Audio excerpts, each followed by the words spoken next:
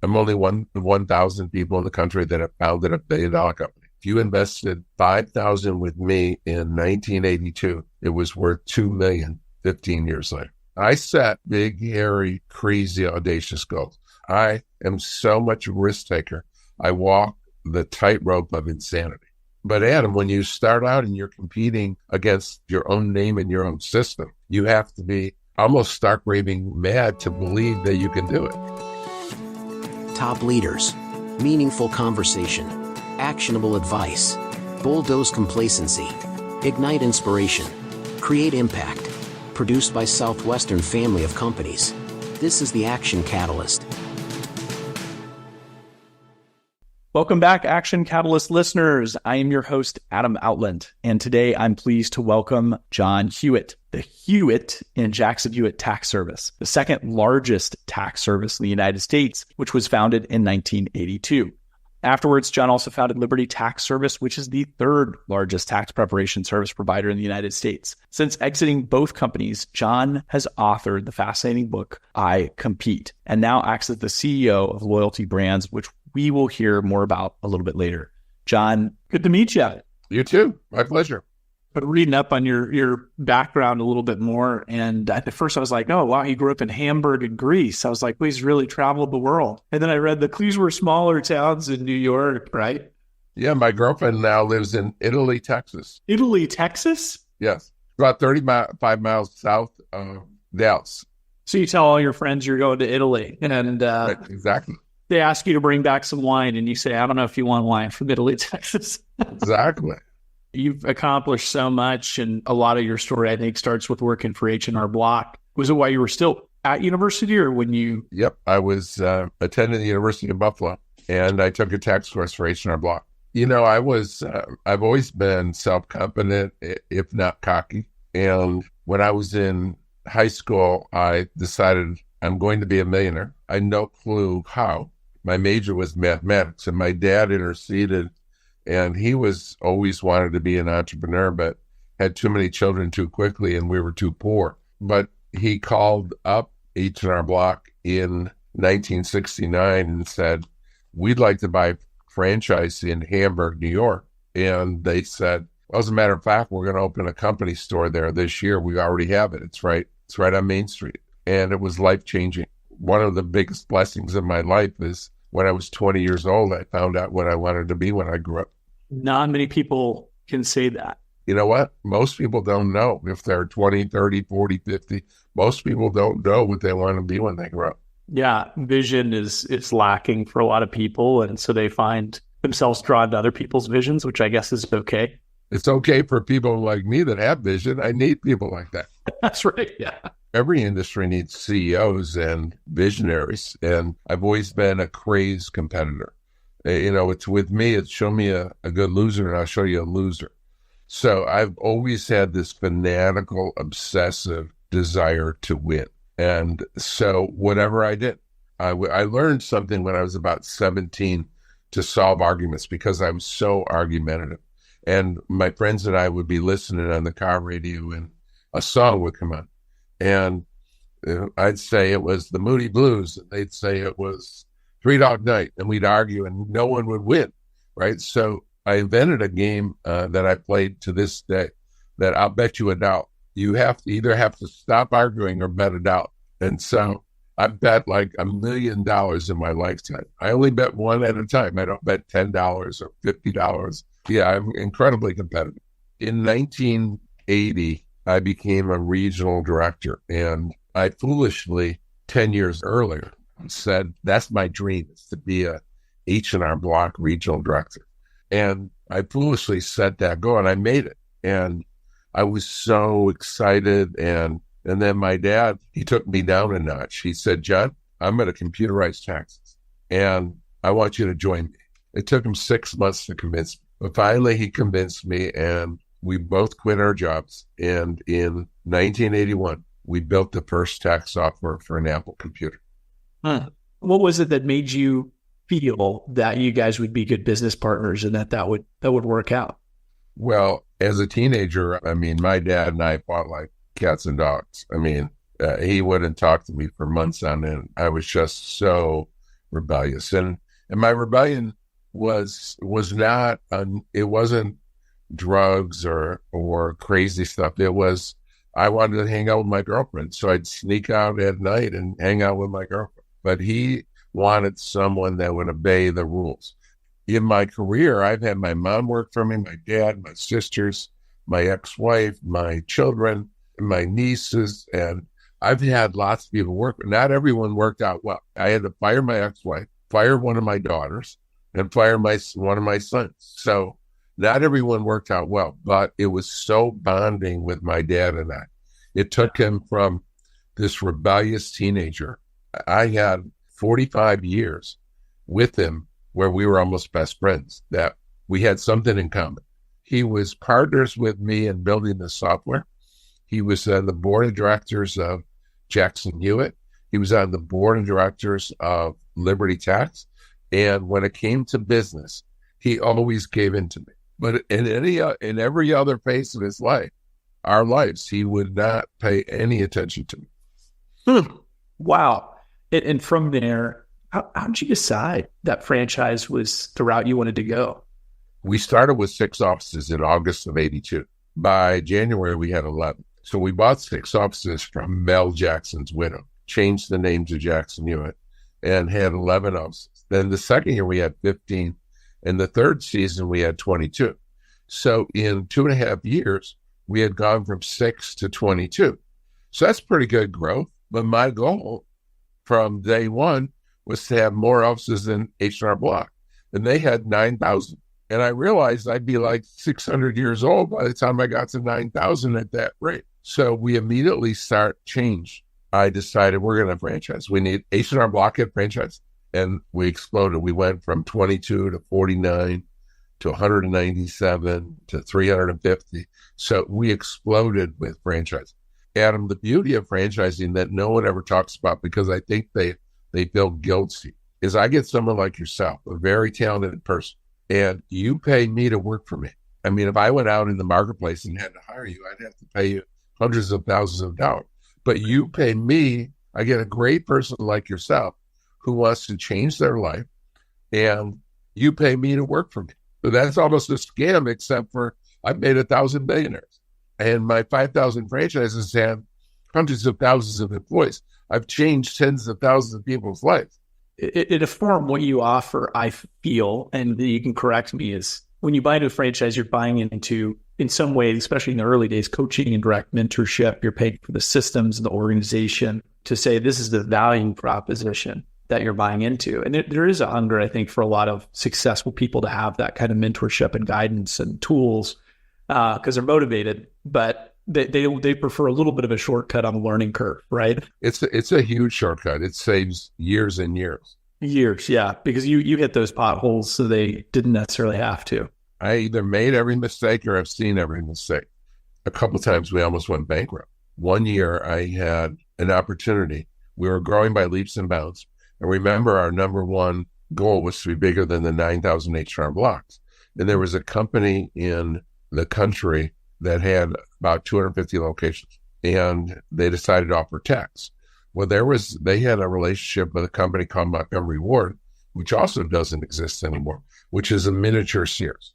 And they offered to sell us the Montgomery Ward contract. Well, I had just hired my 2 favorite people from H&R Block that were running 300 offices, and I had just done an offering and raised money, and it would make us immediately that year, 6 years after we started, we'd be number 2 largest in the country. And so we didn't do enough due diligence, but we bought that relationship, and we opened in about 150 Montgomery Wards. Well, come to find out, they had had a horrible season, and they treated the taxpayers all over the country. And they were in like 27 states. So we went from 3 states to 27 states. And they had such a bad year the previous year, they hadn't paid their preparers. So the preparers were angry with them. They didn't, either they quit. Some of them, a couple situations, they competed so mean and miserably that they would come into the Montgomery Ward, because these were little kiosks in a Montgomery Ward. They would come in and recruit the customers right from under our nose and said, I'm over, I've been doing your tax returns for 3 years. I'm over here. Come to me. So we had to go to Montgomery Ward, say, we have to shut down 100 of these locations. We're getting killed. We almost went bankrupt. Wow. I took zero pay, and many people took a 50% pay cut, but we came out of it very robustly, bigger and stronger than ever. What was the number one lesson that taught you? Don't roll out anything on a national level. If you're going to test anything, do it regionally, a small test before you go. Take it out and do it nationally. But in your position, would you say that your risk tolerance is relatively high? I say it's off the charts high. Adam, think about it. We had 6 stores, and I went to my investors and said, our goal is to be bigger than H&R Block. Now, my word is my bond. We only got to 6,000. Jackson Hewitt has 6,000 locations, but it became $1 billion company. I'm only one of 1,000 people in the country that have founded $1 billion company. We didn't get to 9,000, but everyone made a lot of money. If you invested 5,000 with me in 1982, it was worth $2 million 15 years later. So I had no investors that were disappointed. But yeah, I set big, hairy, crazy, audacious goals. I am so much a risk taker. I walk the tightrope of insanity. So when you did kind of a repeat of this again. Yeah, exactly. When I sold Jackson Hewitt, then I started Liberty Tax. And now when my non-compete ended, I had to compete with my own name, my own software, my own system, and my own people. And now Jackson Hewitt had 6,000 offices and H&R Block had 9,000. Guess what goal we set? To be bigger than Block. And again, I didn't get to 9,000. I only got to 4,000. I did it 5 times quicker than I did it at Jackson Hewitt. I formed another $500 million company.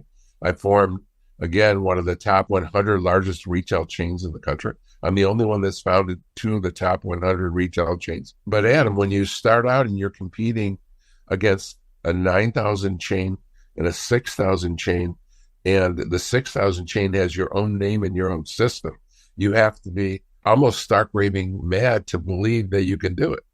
What phase of business building are you most attracted to? The early stages where you have to be kind of scrappy, or do you like the large scale sweeping side of it once you've gotten to scale? It gets boring to me when we stop growing when we're not growing by leaps and bounds. The culture in your organization is critical to the quality of your organization. And it's so much easier to have a great culture when you're growing exponentially.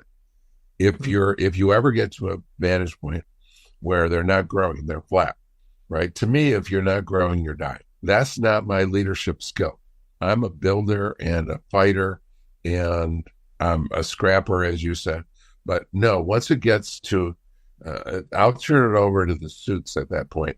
You guys take over. Yeah. If it's not growing double digits or more, or 50%, if it's not growing by over 10%, don't even waste my time. I've got better things to do.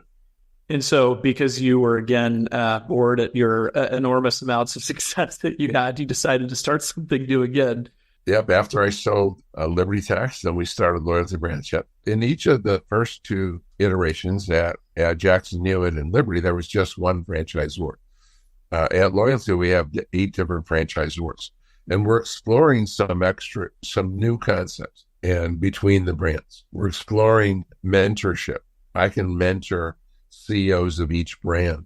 We're exploring my vast array of people around both the United States and Canada who believe in John Hewitt, who have either worked with me at Block or Jackson Hewitt or Liberty. So when we go to a city, when we go to Houston, there are hundreds of people that have worked with me that believe in me.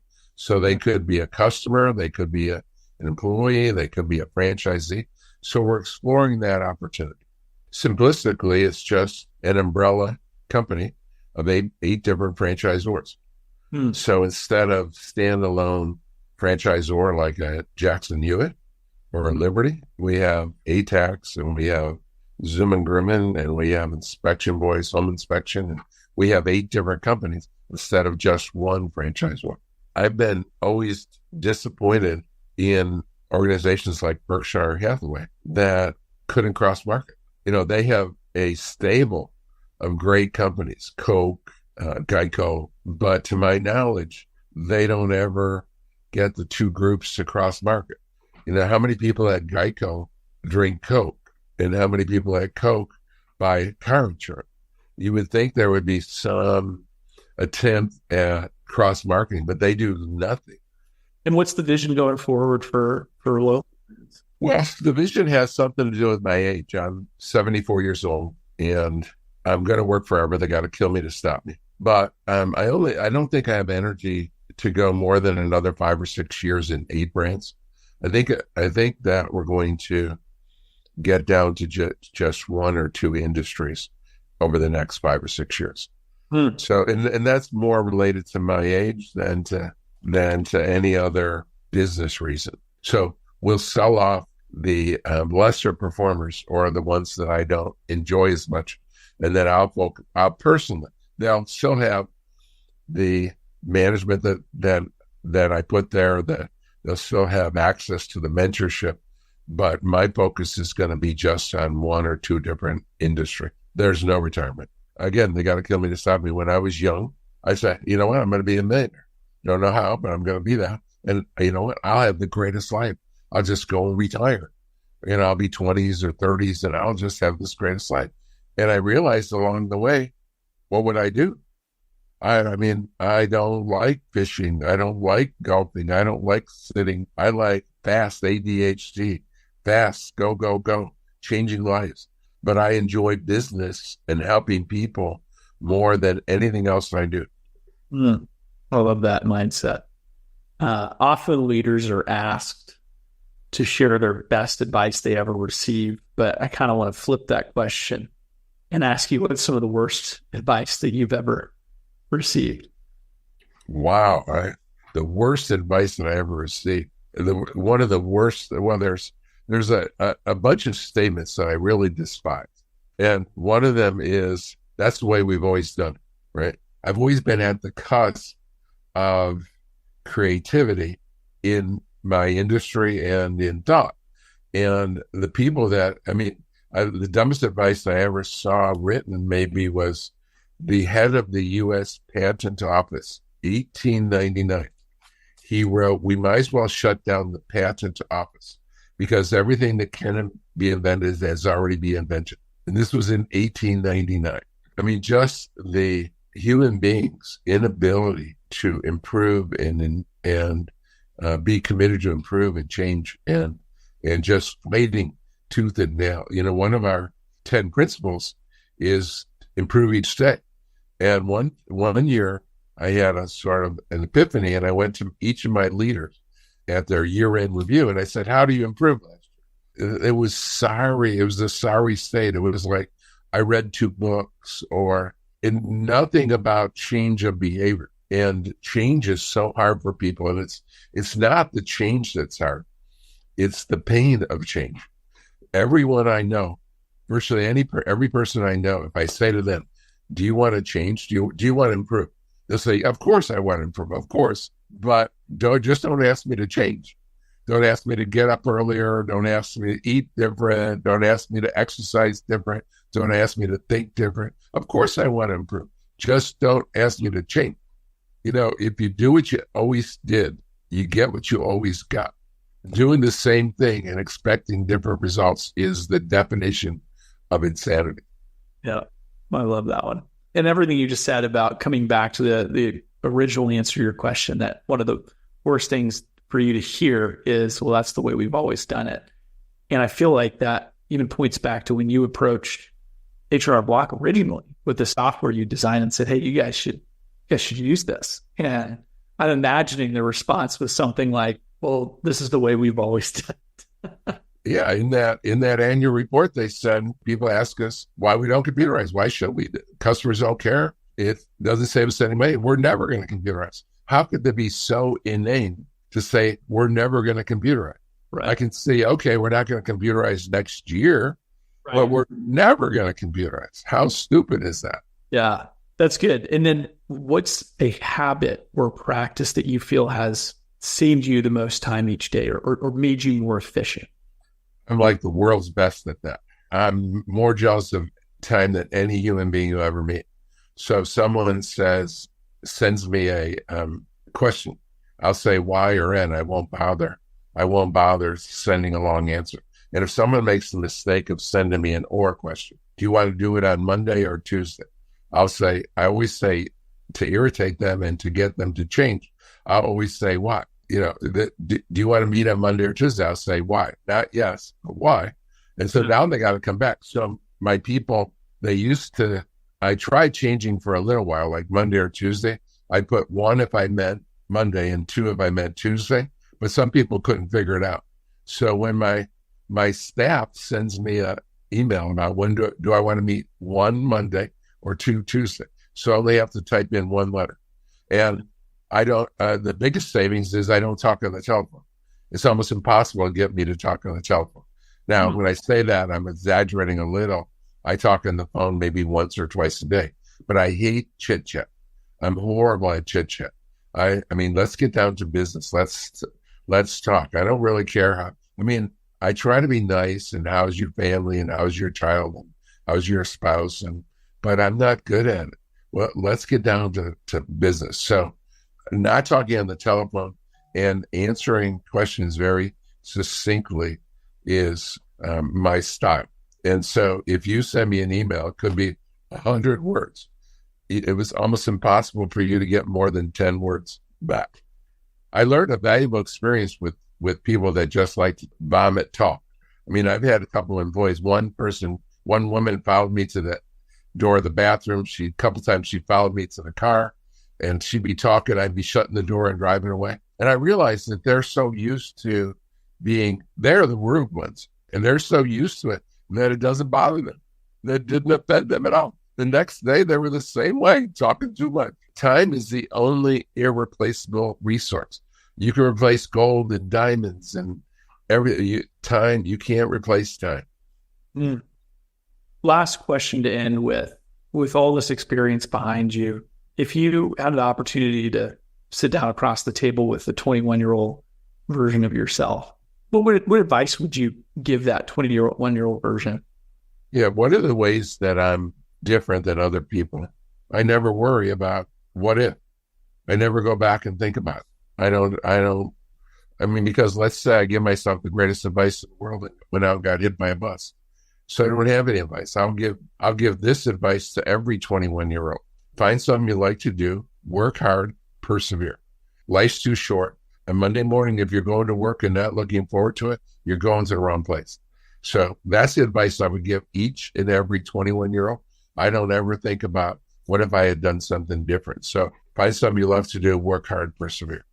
Great interview, great anecdotes. You wrote the book, I Compete. And if people wanted to follow your journey or stay in contact with you in some way, what would be the best way for listeners to do that? Well, first of all, I'm on LinkedIn and Facebook, and they can get my book for free. I will send it to them for free. Just send me john@loyaltybrands.com, and I'll send them a free book. I'll take you up on that. That's great. I really enjoyed this conversation interview with you. My pleasure. Thank you.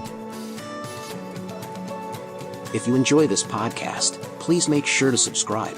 And to stay updated on everything that the Action Catalyst is up to, make sure to follow us on Facebook and Instagram at Action Catalyst Podcast and on Twitter at Catalyst_Action. And thanks for listening.